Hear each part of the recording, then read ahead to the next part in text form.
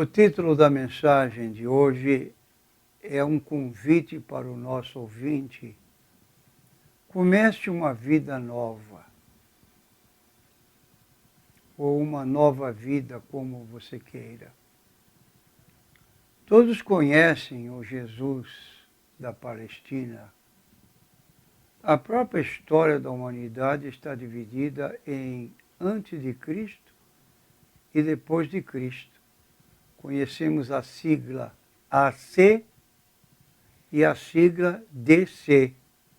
Qualquer pessoa informada, quando lê e aparece essa sigla AC, já tem noção de que o assunto está sendo tratado de acontecimentos antes de Cristo. E quando aparece a sigla DC, já é depois de Cristo. Mas para nós, e agora para você, meu prezado ouvinte, Jesus Cristo é mais do que um fato histórico. Cristo é o caminho, como mesmo ele próprio afirmou. Eu sou o caminho. Olha o artigo definido, o. Ele não disse eu sou um caminho, mas o único. E a verdade e a vida. E taxativamente declarou: ninguém vem ao Pai senão por mim.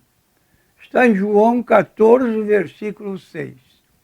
Agora, esse verbo, ninguém vem, parece que está colocado, está mal situado, porque nós diríamos normalmente: ninguém vai ao Pai senão por mim. Por que então está escrito o verbo vem? Porque Jesus declarou: eu e o Pai somos um. Veja bem, meu prezado ouvinte, somos, está no plural, indica mais de uma pessoa. Então está indicando a igualdade de natureza entre pai e filho. É como você lê em João capítulo 1, versículo 1. No princípio era o verbo, Jesus, o verbo estava com Deus, e o verbo era Deus. Nós temos uma tradução da Bíblia, em 1956, de capa verde, feita pela Sociedade Torre de Vigia, que tem a petulância de alterar o texto bíblico para colocar o Pai em condições como se fosse o Deus verdadeiro e Jesus apenas um Deus. No princípio era o verbo estava com o Deus, acrescenta o artigo definido a seu próprio critério, coloca Deus com letra maiúscula, e o verbo era, entre colchetes, um Deus, entre colchetes, com letra minúscula. Ora, isso aí é alterar a Bíblia a seu bel prazer. É um pecado capital, alterar a Bíblia para pôr o seu ponto de vista a ser presente. Está na Bíblia. Se você quiser qualquer hora mostrarmos para você, eu tenho a Bíblia, não um exemplar apenas. Mas aí está o que se pode fazer em favor de uma religião que não é verdadeira, mas para admitir perante pessoas que não têm muita cultura bíblica e não examinam a Bíblia no seu original, aceitam essa condição. Esta é uma afirmação poderosa e extremamente comprometedora, de onde se diz ser ele realmente o Filho de Deus. Eu e o Pai somos um. O mais curioso de tudo, porém, é que as palavras e os ensinamentos de Jesus têm atravessado o tempo há mais de 2000 anos e a cada dia fazem mais sentido. Seus milagres, a sua ressurreição são fatos juridicamente comprovados, presenciados, que foram por centenas de testemunhas oculares. E quando quero dizer para você, meu ouvinte, que quando nós aqui dizemos que pregamos o Evangelho, não é um evangelho fajuto, é um evangelho bíblico que está apontado pelo apóstolo Paulo na carta aos Coríntios, no capítulo 15, do versículo 1 em diante. Não sei se você está aceitando este evangelho correto ou um falso evangelho, mas você abrir a Bíblia em 1 Coríntios, capítulo 15, do versículo 1 em diante, você vai ler o seguinte: Bíblia verdadeira, não Bíblia falsa. Também vos notifico, irmãos, o evangelho que já vos tenho anunciado, o qual também recebestes, no qual também permaneceis, pelo qual também sois salvos. Sabe que tempo está esse verbo, sois? Está no tempo presente. Quem aceita Cristo como Salvador, ele não é salvo no futuro. Jesus disse em João 5,24, quem ouve minha palavra e crê naquele que me enviou, primeiro, tem a vida eterna, tempo presente. Segundo, não entrará em condenação, futuro. Terceiro, passou da morte para a vida. E aqui o apóstolo Paulo declara, pelo qual também sois salvos, se o retiverdes, tal como vos tenho anunciado, se não é que crestes em vão. Porque, infelizmente, temos que reconhecer que algumas pessoas não fazem isso com honestidade, com sinceridade, apenas para serem observados. Porque, primeiramente, vos entreguei o que também recebi. Primeiro, que Cristo morreu, fato histórico. Morreu por quê? Qual a razão? Morreu pelos seus pecados e pelos meus. Então foi a sua culpa, a minha culpa, o meu pecado, o seu pecado, é que levou Jesus Cristo à cruz. Segundo as Escrituras, e que foi sepultado, mostrando realmente que Jesus tinha um corpo de carne e ossos como você e eu, que quando falecemos fisicamente, claramente, somos sepultados. E que ressuscitou ao terceiro dia, segundo as Escrituras, ressuscitou em corpo glorificado. Foi visto por Cefas, que é o Pedro, apóstolo. Depois foi visto pelos 12, repetindo agora a inteireza dos apóstolos.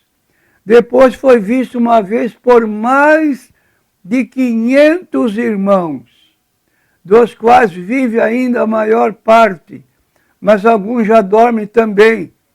Depois foi visto por Tiago, depois foi visto por todos os apóstolos, e por derradeiro de todos me apareceu também a mim, a Paulo, como um derradeiro, como um abortivo, que Paulo foi inimigo dos cristãos, perseguiu os cristãos na cidade de Jerusalém, conseguiu banir o nome de Jesus, a tal ponto que na cidade de Jerusalém não se podia mais falar no nome de Jesus.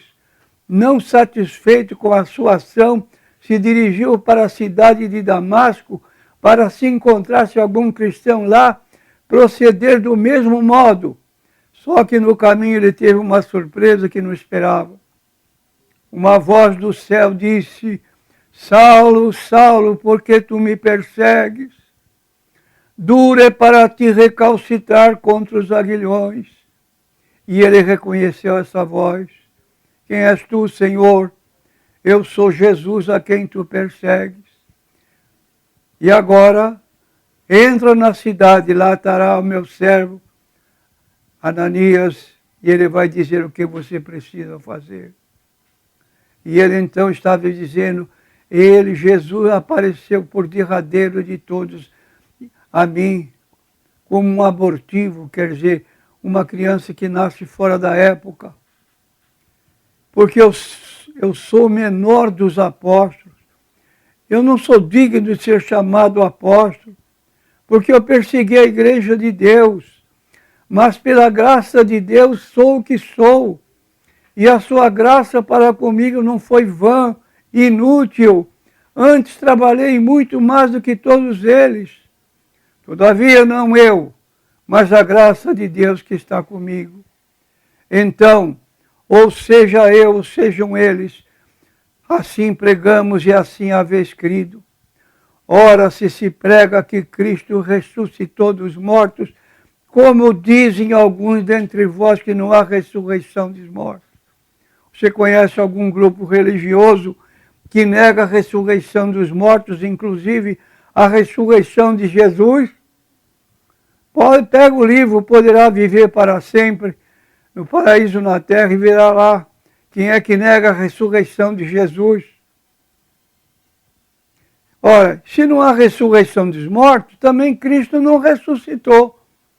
E se Cristo não ressuscitou, é vã a nossa pregação, e também é vã, é inútil a vossa fé. Feche o salão do reino, porque não tem valor uma fé que não crê na ressurreição física do Senhor Jesus Cristo. Apalpai-me e vede, disse ele, um espírito não tem carne nem ossos, como vedes que eu tenho. E assim, diz o apóstolo ainda em 1 Coríntios 15:15, assim somos também considerados como falsa testemunha de Deus. Testificamos de Deus que ressuscitou a Cristo, porém, se na verdade não ressuscitou. Se não ressuscitou, os mortos não ressuscitam. Se os mortos não ressuscitam, também Cristo não ressuscitou. E se Cristo não ressuscitou, é vã a vossa fé e ainda permaneceis nos vossos pecados. E também os que dormiram em Cristo estão perdidos. Se esperamos em Cristo só nesta vida, somos os mais miseráveis de todos os homens. Nunca seja um cristão para ficar rico. Tudo que você ajuntar nesta vida é daqui mesmo. Tem um tesouro no céu. Mas agora, diz Paulo no versículo 20, Cristo ressuscitou dos mortos. Foi feito as primícias dos que dormem. Porque assim como a morte veio por um homem, também a ressurreição dos mortos veio por um homem. Assim como todos morrem em Adão, assim também todos serão vivificados em Cristo. Cada um por sua ordem, Cristo as primícias, depois os que são de Cristo na sua vinda. E aí está, meu prezado ouvinte, no início da igreja, os primeiros cristãos eram chamados os do caminho, apelido dado pelo povo da época às pessoas que decidiam seguir os ensinamentos de Jesus Cristo. Devido à perseguição romana naquele tempo, tomar a decisão de ser cristão significava entrar numa lista negra e estar com a cabeça a prêmio. No entanto, aquelas pessoas estavam convictas de que o Império Romano poderia tirar suas vidas na terra, mas jamais conseguiriam evitar que herdassem o reino de Deus e a vida eterna. E hoje, para muita gente, ser cristão é apenas algo ligado a um posicionamento religioso inconsequente, como nas expressões populares que normalmente ouvimos. Eu sou cristão, mas não fanático. Eu sou um cristão, mas não frequento a igreja. Ora, que tipo de cristão é esse? Que é cristão, mas não frequenta a igreja para se alimentar da palavra de Deus. Eu respeito muito, mas não sou praticante. E assim por diante. Que tipo de cristão você é?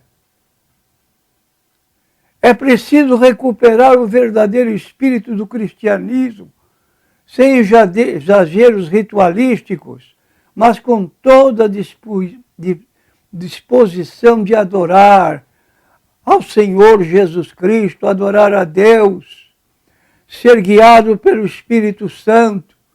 Como diz a Bíblia, amarás o Senhor teu Deus de todo o teu coração, de toda a tua alma, de todo o teu entendimento. Mateus capítulo 22, versículo 37. E aí fica, meu prezado ouvinte, se você ainda não é uma nova criatura, se você não passou por aquela experiência acerca da qual falou Jesus para Nicodemos no capítulo 3 de João. Nicodemos era um chefe religioso, foi falar com Jesus numa hora que parecia só ele estava presente. Vou ler para você escutar, capítulo 3 de João. Havia entre os fariseus um homem chamado Nicodemos, príncipe dos judeus, categoria religiosa, muito famoso. Foi ter de noite com Jesus e disse-lhe, Rabi, que significa mestre, bem sabemos que és mestre vindo de Deus, porque ninguém pode fazer estes sinais que tu fazes se Deus não for com ele. Jesus respondeu indiretamente, não conforme ele falava, e disse, na verdade te digo, que aquele que não nascer de novo não pode ver o reino de Deus. Nicodemos ficou assustado. Como? Como? Um príncipe dos judeus? Como pode um homem nascer sendo velho? Eu já sou uma pessoa idosa. Porventura pode tornar a entrar no ventre da sua mãe e nascer? Jesus respondeu, na verdade te digo que aquele que não nascer da água e do Espírito não pode entrar no reino de Deus. Nascer da água e do Espírito? O que significa isso? Nascer da água e do Espírito é aquela pessoa que reconhece a Cristo como Senhor e Salvador e confirma a sua fé em Cristo, como nós fazemos em nossa igreja. Irmão fulano de tal, você tem recebido a Jesus como seu Senhor e Salvador. Sim. Você promete seguir Jesus todos os dias da sua vida? Sim.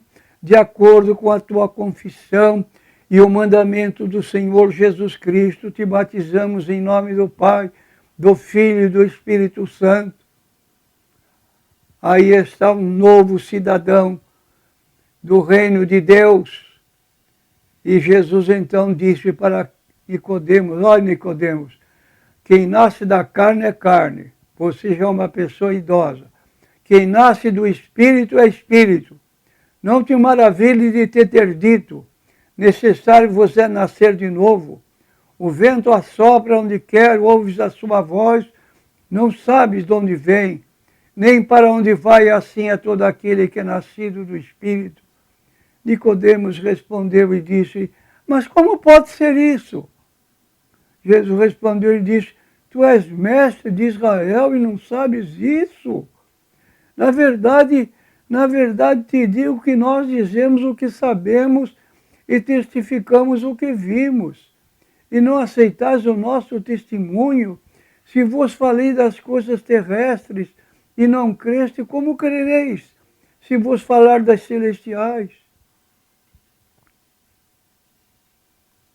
Aí está pessoas que, embora conhecedoras, sábias, segundo o mundo, mas desconhecedoras da Bíblia Sagrada, leem, às vezes não entendem e ficam paradas sem movimento, sem tomar uma decisão, e é preciso começar uma nova vida espiritual, uma vida ligada a Deus, uma vida em que, como disse Jesus, que aproveita ganhar todo mundo e perder a alma, que dará ao homem resgate da sua alma.